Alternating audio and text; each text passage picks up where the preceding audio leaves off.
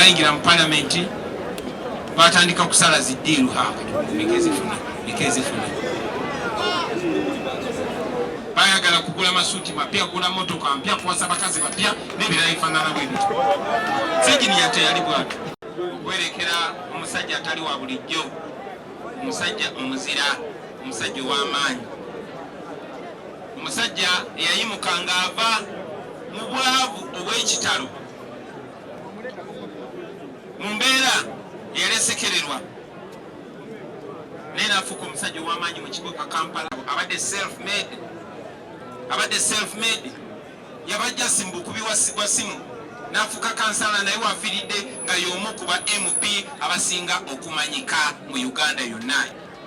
Ssegirinnya yakola ebintu mu myezi egisooka 2-5 ng'ali mu parliament. Mwenna munakkiriziganya nange basebo ne banyabo tibyali bisomooza n'abo baali bamazeeyo emyaka. Yaweereza abantu. Ssegirinnya yakola ku byenjigiriza mu busobozi bwe.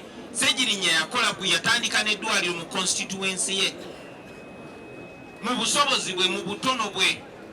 Mwenna ababaka ba parliament n'abayivu abali wano mukimanyi nti ogwo si mulimu gwa mubaka wa parliament. Ssegirinnya yali talina buvunaanyizibwa kuteeka ddwaliro wammwe, nedda. Ssegirinnya talina bagulira ambulensi. Ebyo byonna binakolebwa gavumenti bw'eba efaayo eri abantu, naye mukimanyi Ssegirinnya yakimanya nti gavumenti tefaayo, n'agamba kankole kyensobola okukola. Wadde yagifunanga mukulu, Ssegirinnya yayagalanya ekibiina kye. Naye okusingira ddala Ssegirinnya yayagalanya abantu be, mu abantu b'e Kawempe munsaasira, naye mbasaasire mufiiriddwa Ssegirinnya. Era Allah abasaasire bantu mmwe mufuna omuntu afaanana nga Ssegirinnya. Ebizibu bye byatandika nga bamusibye. Bamusiba nti Ssegirinnya yava e Kampala n'ajja eno n'atemaatema abantu. Naye bannange, Honorable Ssegirinnya bamuteeka mu kkomera. Balooya naki okulaba nti munnaffe awoleza ebweru ku kakalu ka kkooti. Ne bagaana, n'agala Ssegirinnya naye mu kkomera saagala biwuliriza ebyo. Ssegirinnya ne bamusaayo mu kkomera.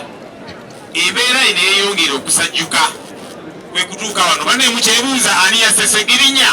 Honorable Ssegirinnya mwonna mwabiraba, yatuuka mu kkooti n'alaga ekigere ekyali kivunda n'akiraga omulamuzi. Omulamuzi n'agamba ddayo ekigo weebake, naye ofe. Honorable Ssegirinnya ne bamuwamba one time n'alwala bubi nnyo nnyo mu kkomera eyo, ne bamukukusa ne bamutwala Mulago.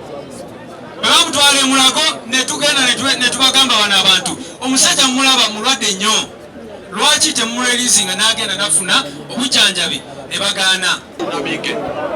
Mwenna mukimanye bulungi Dr. Besigye ne Ssegirinnya olutabaalo lwe babaddemu okumala ebbanga, naddala mu biseera bya walk to work.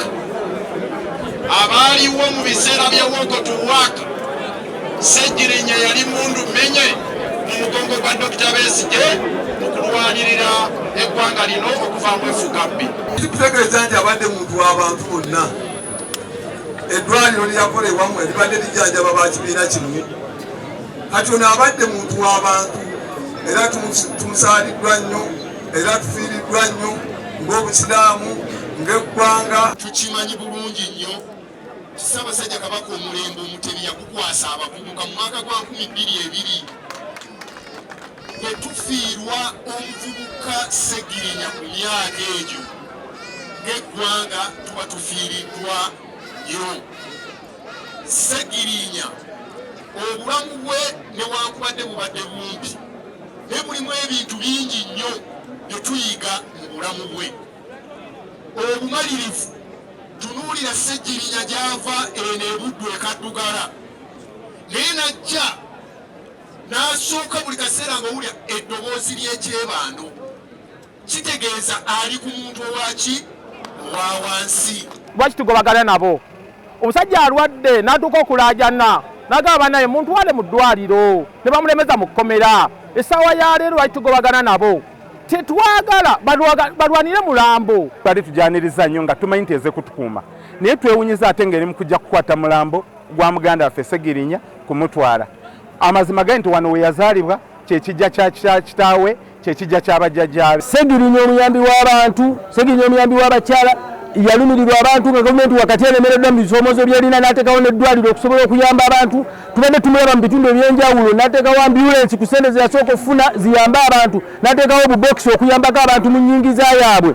Wadde naye tuziise Ssegirinya naye tukyakiikira gavumenti ensingo nti ebbanga lye yamala ng'emusibye ate ng'emusibira bwereere, ffe tukakasa nti kwe kuvuddeko okufa kwa Ssegirinya. Fiiriddwa omusajja atazikawo, omusajja embagubaggu, omusajja ow'amaanyi ateetiririra ate omusajja omuzira ennyo. Honorable Ssegirinya tujja musubwa nnyo naddala mu kibiina kyaffe ekya NUP ne mu Paaliyamenti ya Uganda. Abadde omusajja ayagala ennyo abantu, omusajja ayagala ennyo ensi ye. Kitalo nnyo nti Honorable Ssegirinya atulese mu kaseera kano ke tubadde tugenda mu byobufuzi ebya 2026. Tugenda musubwa nnyo kuba badde aleeta ebbugumo mu byobukulembeze. Nsaba Katonda amuwe ekimululo eky'emirembe. Ekyokubiri, nze mbadde nzijanjaba Honorable Ssegirinya mu ddwaliro Aga Khan. Twagendayo mu nnaku z'omwezi 23 Desemba 2023 nga Honorable Ssegirinya avudde ensambya nga tayogera, tatunula, talina kyakola. Nebaza Parliament tikwolo yayimirirawo mu mbeera yonna ne batukiriyalingira kye bayita tamak ku Nnyonyi wali. Omusajja ne tumutwala direct ku Nnyonyi, Aga Khan netandikiraawo okumuyamba. Era ne ssente ze mwawulidde Parliament zeyogeddeko obukadde 9 plus ezikungulukiza mu kawumbi, amazima gennyini basasula kuba nze eyaweerezanga bbiiru era nze nasayininganga nga zirabise. Ne nyongera okwebaza Oweekitiibwa Mathias Mpuuga ku mbeera yonna tatulekeredde.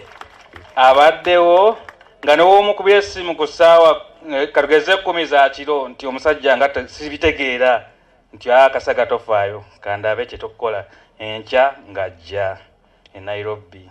N'agamba bannaye tukoze tutya? Oyo yansangako n'aŋŋamba kati ndaba oyagala kuggwamu maanyi.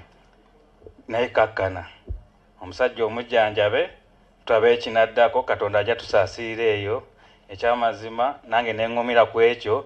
Nze nja kwongera okwebaza ennyo maama nti mu myezi ebiri gye nalina akamala e Nairobi, osanga mu mbeera gye nali ntwalidde muganda wange yali mbi ng'ekumalamu amaanyi. Naye maama we yajjira ne tukwasaganya, ne nfunamu obuzibu ne ndwala pressure olw'okweraliikirira ennyo ku muntu oli. Maama we n'ateekinga over nga nange Aga Khan enzijanjaba nga tujjanjaba n'oli. Mba nakawona, maama n'afuna ebizibu n'alwala ate nezza mu kujjanjaba abantu babiri. Naye Katonda tusaasira, maama n'akomawo nga mulamu, nange neekomawo nga ndi mulamu. Nyongera okwebaza Paalamenti ya Uganda, banaye tweyanziza, tweyanzeege, temujjanga okwo. N'ekyokubiri, nze nga mundaba yemba nnyonnyodde Honorable Ssegirinya yabadde buli kimu. Ntambudde naye okuva 2008 kati ssaawa ya leero yagenze. Ebisigadde mbadde nsaba odinisa lyonna lye mbadde mpitangamu nga waali, nsaba muleme kuliggala abakulu.